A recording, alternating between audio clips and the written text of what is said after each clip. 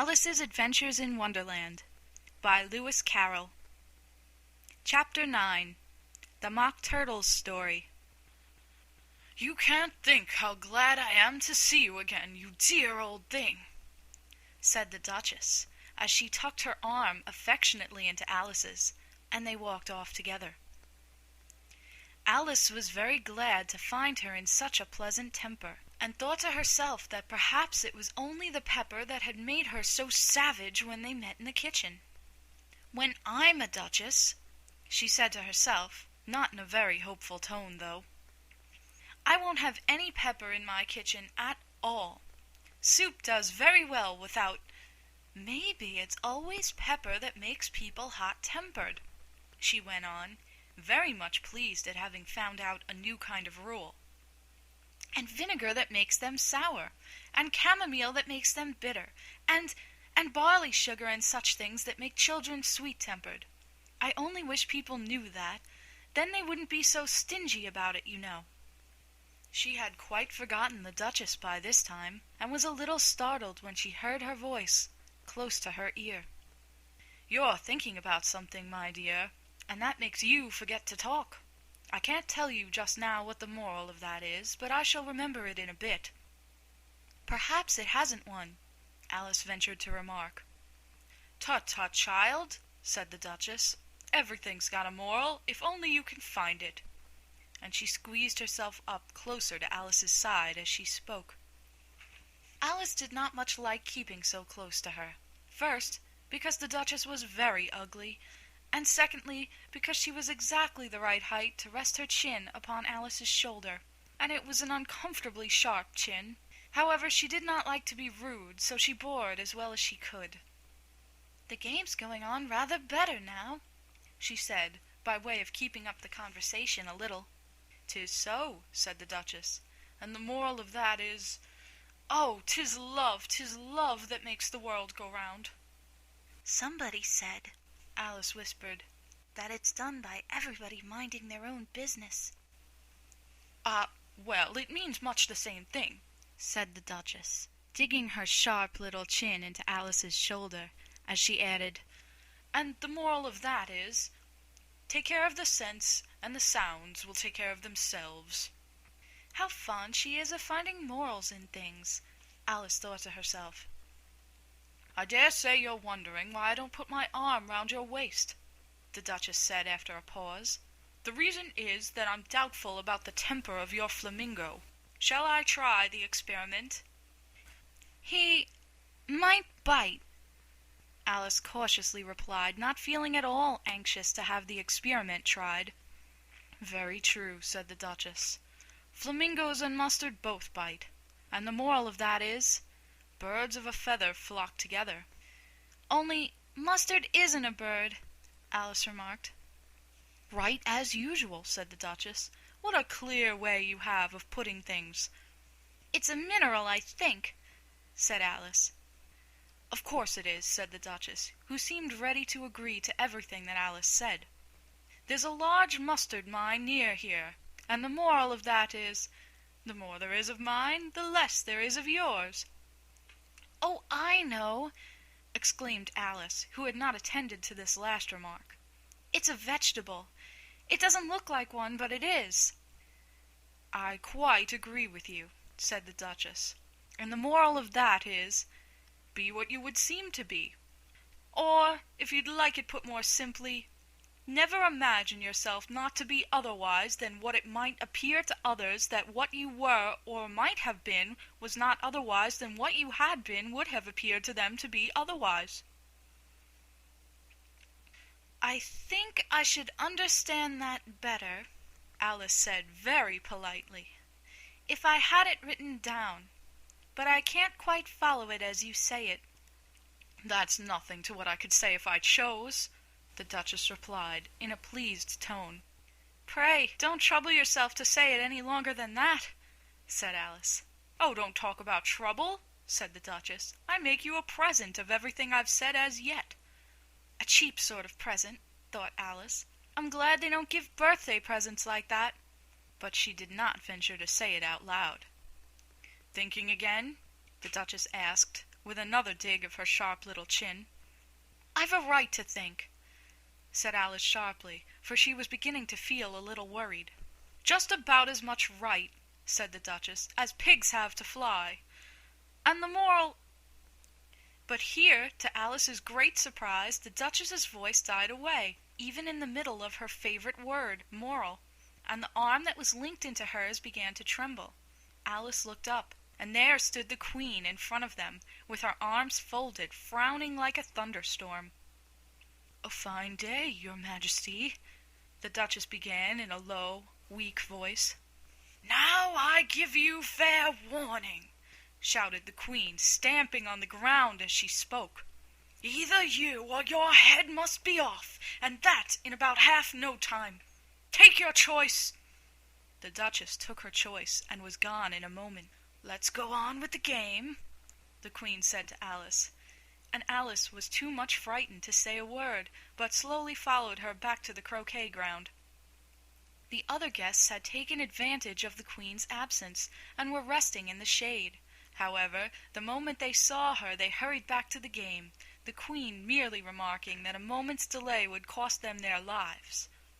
All the time they were playing, the Queen never left off quarreling with the other players, and shouting, "Off with his head!" or "Off with her head!"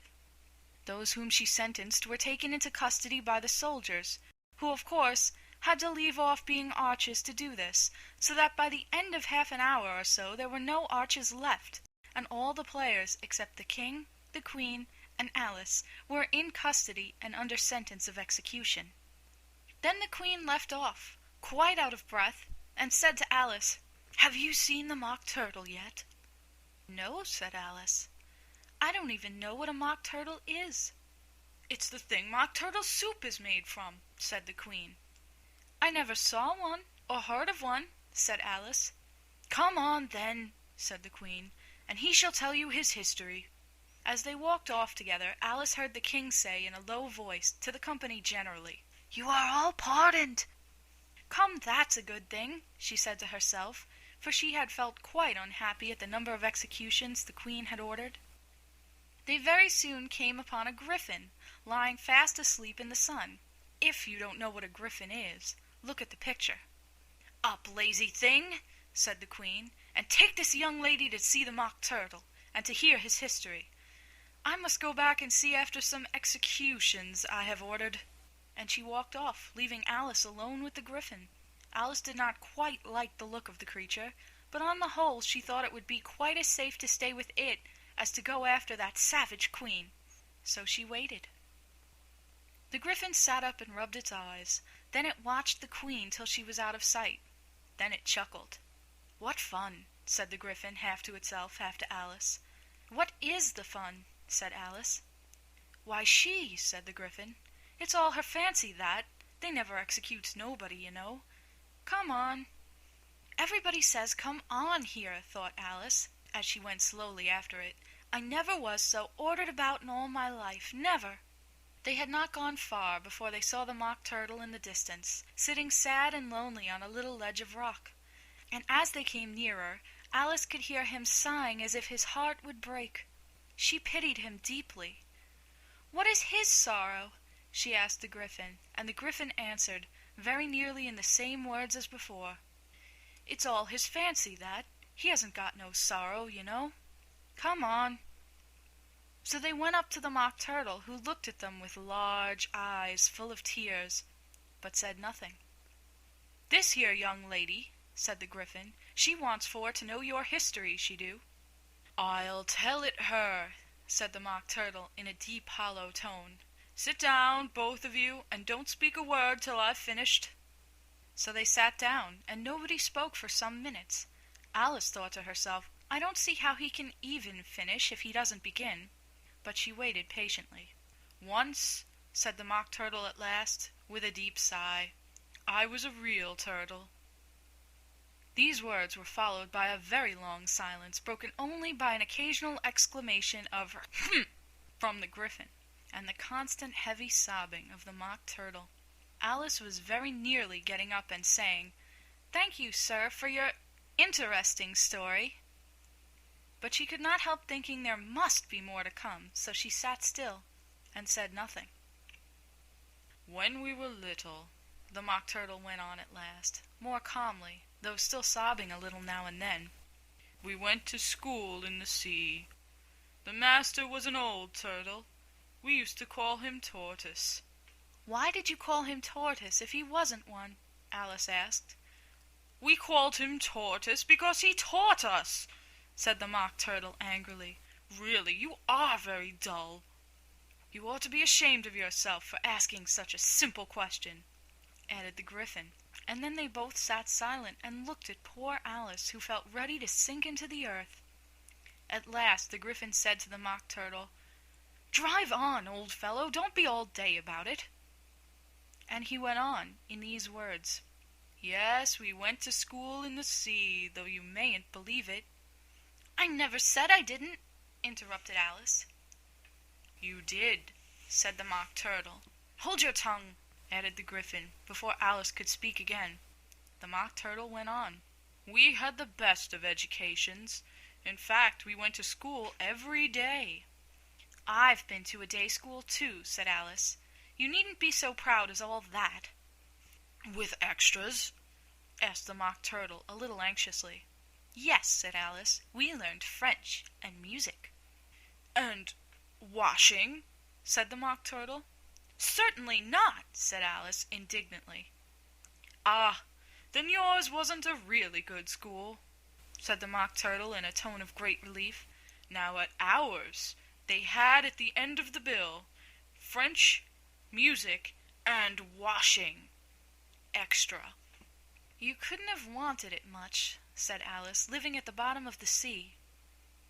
"I couldn't afford to learn it," said the Mock Turtle with a sigh. "I only took the regular course." "What was that?" inquired Alice.